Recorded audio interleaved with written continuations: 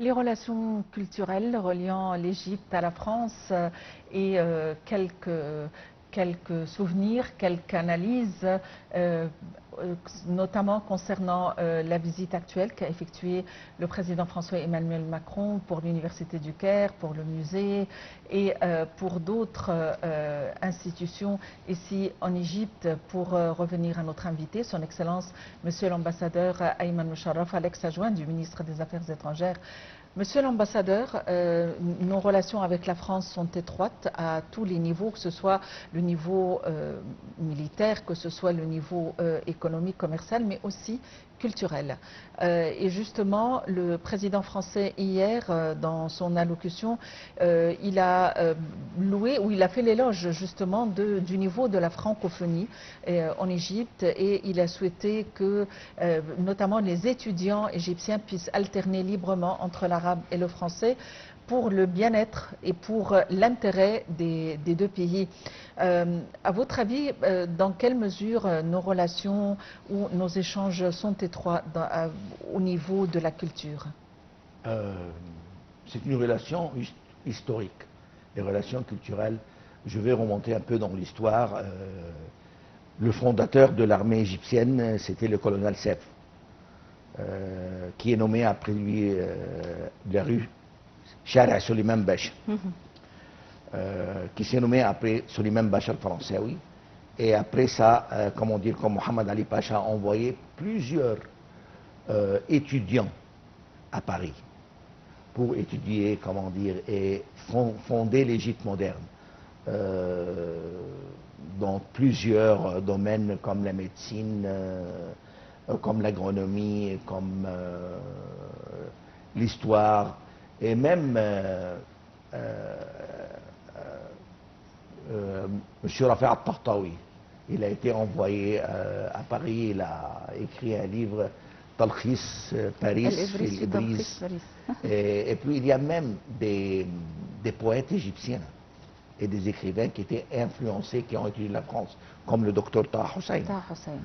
C'était un des grands écrivains en Égypte. Et il est nommé Amid al-Adab al-Arabi, en français. Et puis, les écoles missionnaires, dans le 19e siècle, ils ont joué un rôle très important à propager la culture française, comme les pères jésuites, les frères et les Sacré-Cœur. Et même moi-même, je suis élève des pères jésuites.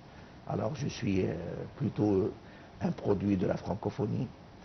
Et je vois que le projet de faire université française, c'est un projet qui est génial, parce que ça va aider à accéder tous les étudiants françaises et faire une coopération scientifique avec la France.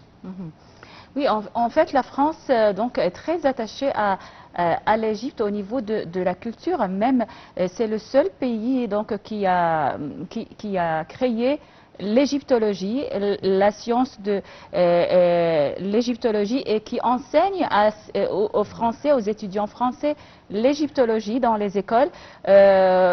Aussi, les touristes, même les touristes français qui viennent, la clientèle française est toujours intéressée par le tourisme culturel, les musées et la culture égyptienne. Alors, c'est la France aussi qui est intéressée et qui est influencée par la culture égyptienne aussi. Certainement. L'égyptologie, comme dit Robert Solé, c'est une passion française. Et l'art de l'égyptologie, ça a été créé par Champollion, et puis il y a plusieurs savants français comme Leclan, comme Maspero, et même Maspero est enterré dans le musée égyptien, dans l'ancien musée égyptien. Alors, l'art de l'égyptologie a continué sous l'égide française, et il y a beaucoup de missions françaises qui ont fait des excavations, et même le fameux professeur Loher, qui a fait beaucoup d'excavations à Saqqara. Il a fait beaucoup de trouvailles dans la zone de Saqqara. Alors, je pense que la francophonie aussi, c'est une langue qui est chère à beaucoup d'Égyptiens, qui étaient élèves des écoles missionnaires. Et puis il y a des écoles françaises laïques qui appartiennent ou sous l'égide de l'ambassade, qui a créé aussi une couche de francophones en Égypte. Et ça, il y a une avalanche d'anglophonie qui envahit le monde. Mais le gouvernement français a mis l'accent qu'il doit conserver la francophonie comme une langue de culture et une association culturelle et politique aussi. Le secrétaire général de la francophonie était le docteur Boutros Ghali. C'est un des fondateurs et un des Français et un des Égyptiens francophones de nature, et toute la famille Ghali.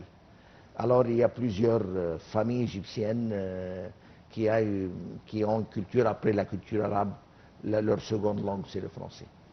On parle de l'égyptologie, mais aussi on parle, quand il s'agit de la France, de l'égyptomanie. Parce que, effectivement,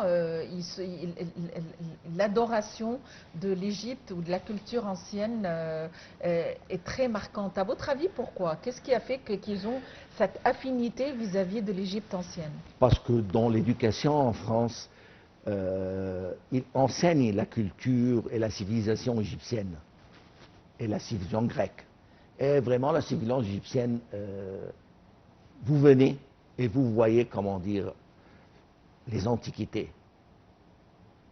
Dans des autres pays, vous voyez des vestiges, mais en Égypte, vous voyez les pyramides, vous voyez le sphinx, vous voyez les temples.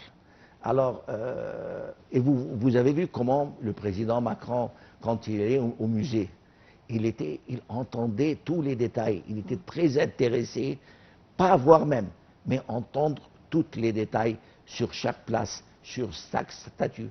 Vraiment, c'est la culture française, et les Français, par nature et par formation, sont un peuple qui s'intéresse beaucoup à l'égyptologie, et aussi, comment dire, l'Égypte est affiliée à une personne comme Napoléon Bonaparte. C'est un très important personnage dans l'histoire française. Alors on a, comment dire, une interdépendance entre tous les deux pays. Et j'ai oublié de dire quelque chose. Il y a des écrivains égyptiens comme M. Kosseri, qui s'est décédé récemment. Il a écrit des livres en français. Il est égyptien, il a vécu à Paris, il a écrit beaucoup de livres en français. Et il y a le grand philosophe Abdelrahman Badawi, qui a vécu à Paris. Et l'atmosphère de Paris lui a donné, comment dire, les idées à être un grand philosophe. Et il y a des œuvres et des romans égyptiens qui ont été, pour Naguib Mahfouz par exemple, pour Taha Hussein, qui ont été traduits vers le français. Vu l'importance de la culture égyptienne pour les Français. Véritablement, comment dire, le docteur Taha Hussein est marié à une Française, et puis il a étudié en France. Il a été influencé par plusieurs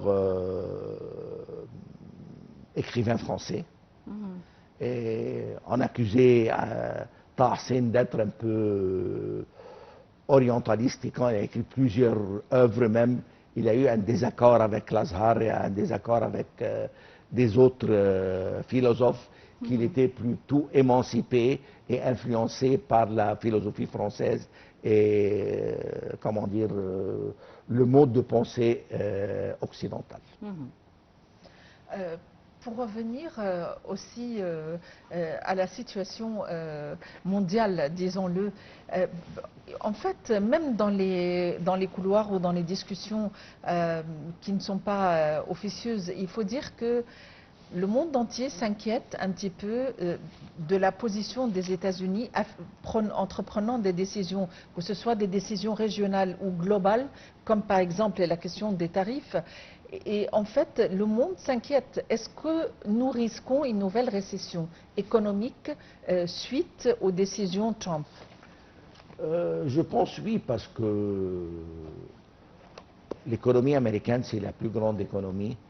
Il produit 24% de la production internationale.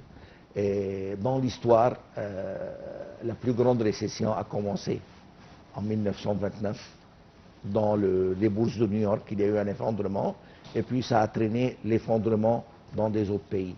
Alors l'économie américaine, c'est comme une force motrice qui tire l'économie mondiale.